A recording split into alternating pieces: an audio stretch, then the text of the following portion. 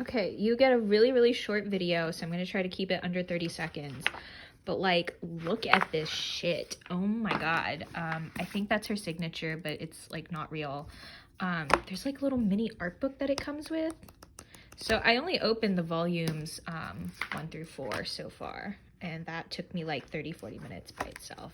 All of the merch was like encased in this little envelope thing.